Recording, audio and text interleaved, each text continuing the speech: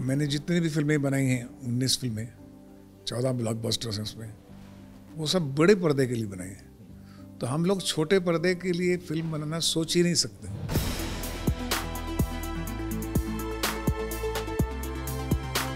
और मराठी सिनेमा मुझे बहुत अच्छा लगता है क्योंकि मराठी नाटक से मुझे बहुत प्रेम है, क्योंकि महाराष्ट्र में हर सिनेगौर नाटक से बहुत प्रेम करता है। और मैं आशा करता हूँ कि मुक्ता आर्ट्स आगे भी मराठी में नई नई फिल्में लाती रहेगी।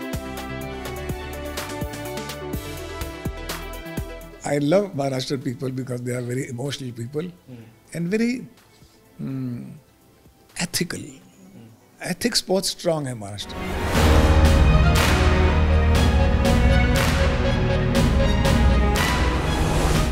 सुबोध को देख लीजिए, कितना वर्सटाइल आर्टिस्ट है। हमारी शनाई चौगड़ में काम किया, फिर कटिया घुसली, उसमें तो मैं पागल हो गया जब उसकी परफॉर्मेंस देखी। क्या परफॉर्मेंस किया है उसने ऐसी। वो एक सुबोध एक ऐसा आर्टिस्ट है जो थिंकर भी है, डायरेक्टर भी है, राइटर भी है, एक्टर भी है और सरल स्वभाव के हैं, कोई एटीट्यूड नहीं। हमारे हिंदी स्टार्स का फिर भी एटीट्यूड होगा, क्या क्या बोलता तू, ऐसा उनका नहीं है ऐसा।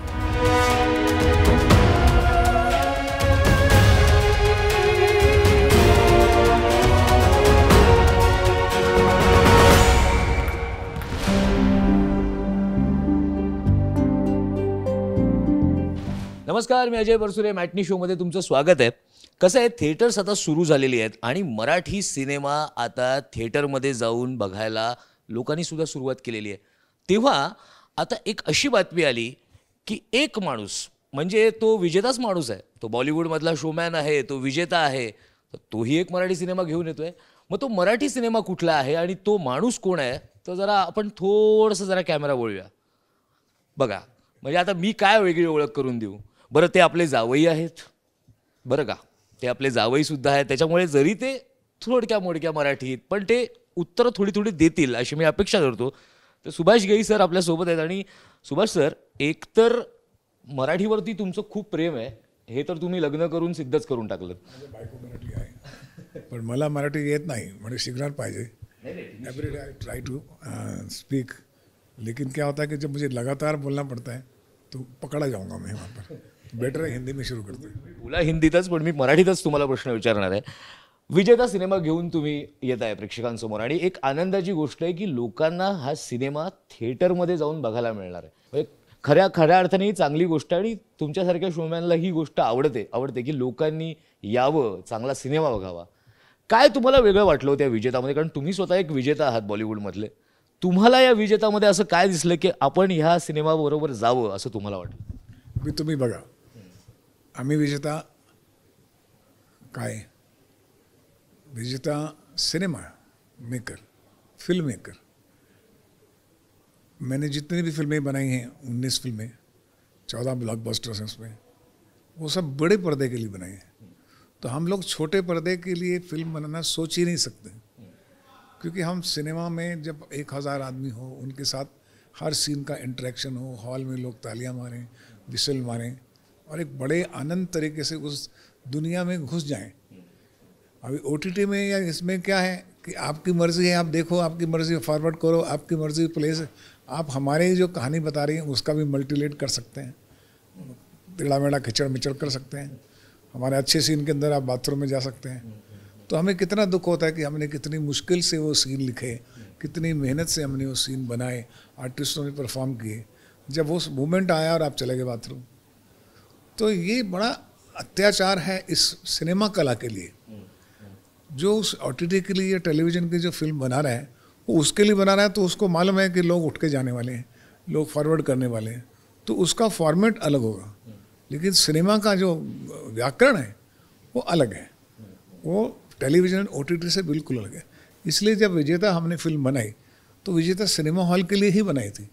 हमने कभी सोचा नहीं था कि इसको OTT में या TV में डालें, क्योंकि ये स्पोर्ट्स फिल्म है और इसमें सबसे अच्छी बात यह है कि स्पोर्ट्समैन की फिल्म नहीं है, ये स्पोर्ट्स के स्पिरिट की फिल्म है, जिसमें एक कोच जो है सुबोध भावे, वो बार बार हर खिलाड़ी को कहते हैं कि पहले हारो, गिरोगे तो उठोगे, जितनी बार गिरोगे उतने ही बड़े विजेता बनोगे।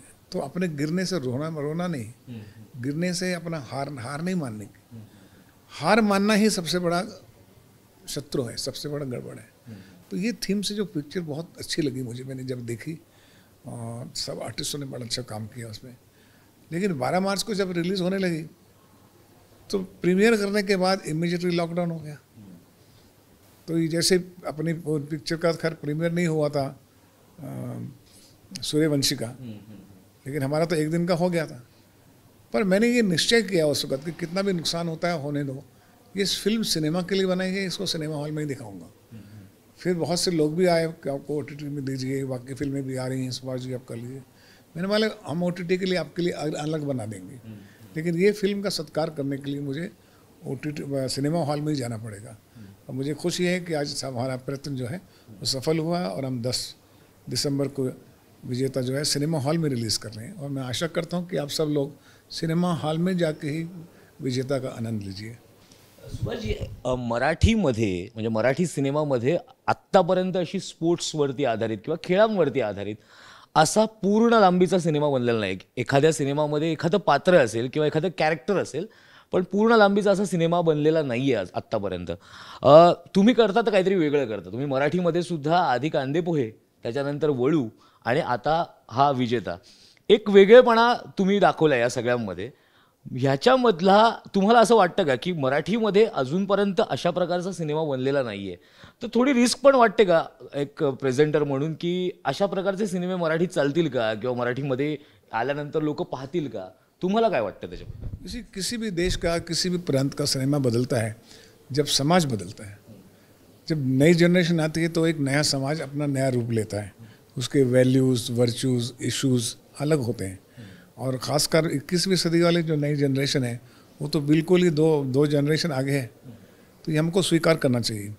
और सिनेमा इज़ ए प्रतिबिंब of society, reflection of society. तो वो तो बदला होगा ही। तो जब हमने शनाई चौकड़ी बनाई थी, आज से 10 साल पहले बनाई थी पहली मराठी फिल्म, फिर दूसरी हमने वॉलू बनाई, तीसरी संहिता बनाई। तो संहिता का एक अलग था, नेशनल अवार्ड मिलना, वो एक आर्ट फिल्म थी, बहुत खूबसूरत फिल्म थी वो। अभी ये फिल्म हमने बनाई स्पोर्ट्स के ऊपर बनाई, क्योंकि मुझे हमेशा रहता है कि कोई भी फिल्म बनाओ, चाहे मराठी या हिंदी, उसमें मैसेज जरूर होना चाहिए, उसमें कुछ प्रेरणात्मक बातें होनी चाहिए हमारी ऑडियंस के लिए, ताकि उस मनोरंजन के साथ कुछ सीख के भी जाएं। तो विजेता भी एक ऐसी फिल्म है जो हमारी चौथी मराठी फिल्म है, वो मुक्ता आर्ट्स की। और मराठी सिनेमा मुझे बहुत अच्छा लगता है, क्योंकि मराठी नाटक से मुझे बहुत प्रेम है। क्योंकि महाराष्ट्र में हर सिनेगौर नाटक से बहुत प्रेम करता है। हर कैरेक्टर्स को अगर आप देखें तो उनको वाकई नाटक प्रेमी लोग हैं। उनको अच्छी अच्छी कहानियाँ, नई नई कहानियाँ अच्छी लगती हैं। इसलिए जब भी सिनेमा बदल रहा है मराठी का, तो उनको और भी अच्छा लग रहा है। और हमारे यंग डायरेक्टर्स जो हैं, यंग राइटर्स बहुत अच्छा लिख रहे हैं। और मैं आशा करता हूँ कि मुक्ता आर्ट्स आगे भी मराठी में नई नई फिल्में लाती रहेगी। सर, तुमचं एक भावनिक नातं आहे महाराष्ट्राशी, म्हणजे की इमोशनल आहात तुम्ही याबद्दल, कारण तुम्ही जसं आत्ता उल्लेख केलात, मराठी नाटक, मराठी सिनेमा, मराठी माणसं ही मराठी नाटकांवरती, मराठी साहित्यावरती प्रेम करणारी माणसं आहेत आणि त्याच्यामुळेच ते सिनेमाला सुद्धा तितकंच प्रेम देतात। पण सुभाष सरांना असं कधी वाटलं नाही का की, म्हणजे त्यांच्या मनात असेल, पण तुम्ही एक मराठी सिनेमा स्वतः डिरेक्ट करायचं तुमच्या डोक्यात आहे का? की तुम्हाला असा काही विषय तुमच्या डोक्यात आहे, कोणी तुमच्याकडे आलं तर तुम्ही तो नक्की मराठी सिनेमा कराल का? कारण तुम्ही हिंदीत तर करत आहे, पण तुमचं मराठीवर विशेष प्रेम आहे म्हणून मी तुम्हाला म्हटलं, तुम्हाला करावंसं असं वाटत नाही? देखो, किसी ने सत्यजीत रे बंगाली सिनेमा का जो बहुत बड़े लीजेंड हैं, ऑस्कर विनर हैं, उनको पूछा था सत्यजीत रे को कि आप बंगाली में फिल्म बनाते हैं, हिंदी में क्यों नहीं बनाते? तो उन्होंने कहा कि किसी भी एक्टर को और डायरेक्टर को उस भाषा का प्रयत्न नहीं करना चाहिए जो उसकी मदर टंग ना हो। मदर टंग जब आपकी है तो उस भाषा में जब भी आप फिल्म बनाएंगे वो एक सच्ची फिल्म, खरी फिल्म लगेगी आपको। तो मैं फिल्में मराठी प्रोड्यूस कर रहा हूँ, उसमें भी मेरा क्रिएटिव इनपुट रहता है। मैं भी उसके अंदर शुरू से आखिर तक उसके अंदर कंट्रीब्यूशन रखता हूँ और अपना सुपरवाइज करता हूँ जो भी है। लेकिन मैं, अगर आप कहेंगे मैं बंगाली फिल्म बनाऊँ या इंग्लिश फिल्म बनाऊँ, तो नहीं बना सकता और बनानी भी नहीं चाहिए। मैं किसी दो अच्छे डायरेक्टर को, मराठी डायरेक्टर को लेकर बनाऊँगा। मैंने हिंदी फिल्म बनाई 3 मराठियों के साथ। जो 3 मराठी लोग थे, मेरे दोस्त थे, वो कौन कौन थे? 25 साल तक रहे। मेरा एडिटर मराठी, भोसले साहब, Waman Bhosle editor, Ram Kelkar writer, music director Laxmikant.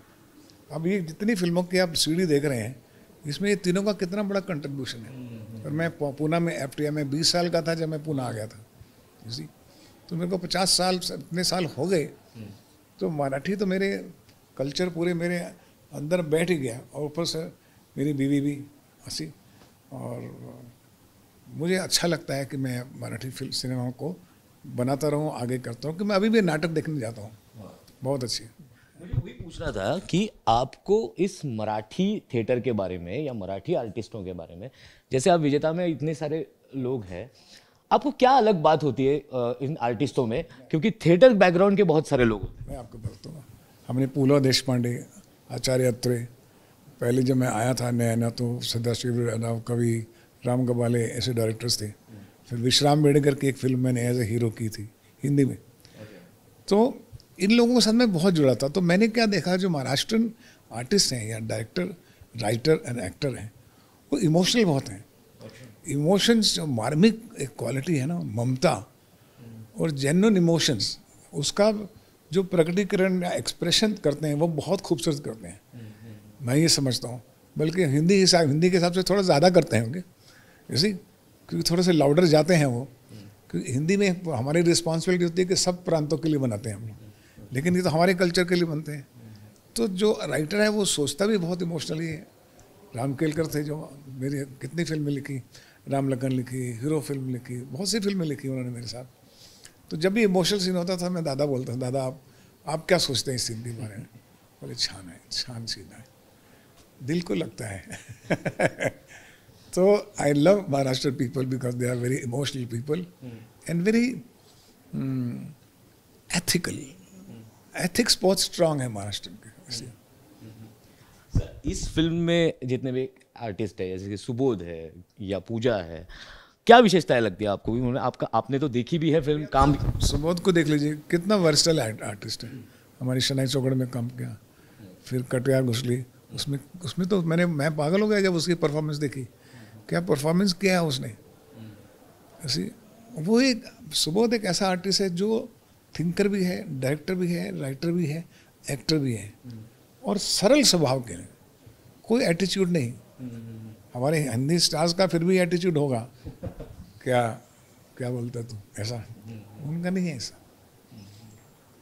तो मैं तो सुबोध दा के साथ, सुबोध भावे के साथ हमेशा पिक्चर करना चाहूँगा। भाई साईं जो तमानकर है वो भी हमने इंट्रोड्यूस की शनाई चौगड़े में, इसी वो भी कितने प्यार से मिली उस दिन शो में हमारे को।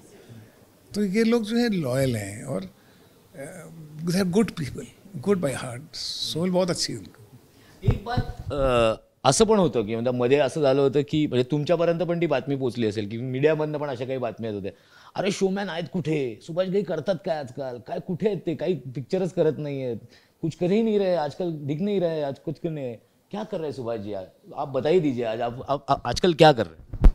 देखिए, लोगों को बहुत तकलीफ है कि सुभाष जी कुछ नहीं कर रहे। 20 साल तक तो बचपना चला जाता है, और 20 से 30 आप सीखने में चले जाते हैं, संघर्ष में चले जाते हैं, और 30 से 60 तक आप प्राइम पीरियड में अगर रहते हैं तो ये सफल जीवन है, उसके बारे में शिकायत नहीं करनी चाहिए। फिर 60 के बाद आपका ऐसा दौर आता है जब आप देना चाहते हैं, जब आप इस तरह का विस्लिंग वुड जैसा स्कूल खोलते हैं, जब आप नए फिल्म मेकर बनाते हैं।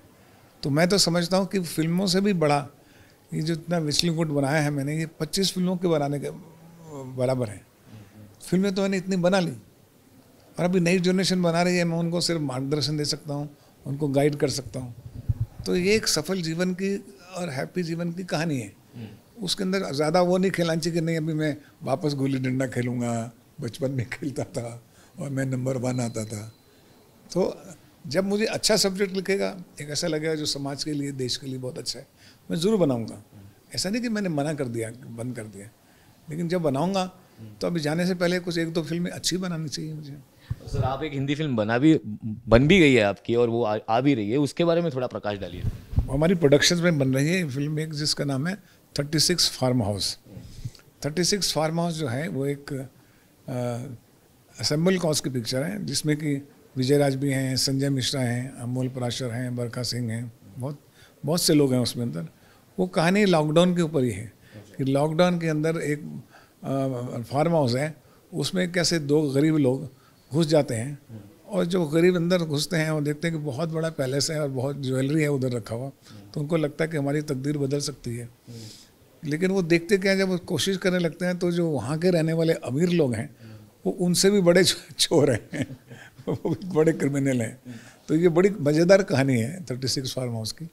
तो अब ये हम लोग 21 जनवरी को रिलीज़ करेंगे। OTT पे रिलीज़ हो गई ये फिल्म, क्योंकि अभी तो थिएटर में बहुत मारा मारी है। आप कैप्टन ऑफ द शिप है विजेता के, क्योंकि आप प्रेजेंट कर रहे हैं इस फिल्म को। आप लोगों को क्या कहना चाहेंगे कि ये फिल्म देखने आई है, क्यों देखने आई है, इसमें क्या ऐसी खास बात है? क्योंकि अभी ये फिल्म 10 तारीख को आ रही है, आप क्या लास्ट में आप क्या कहना चाहेंगे?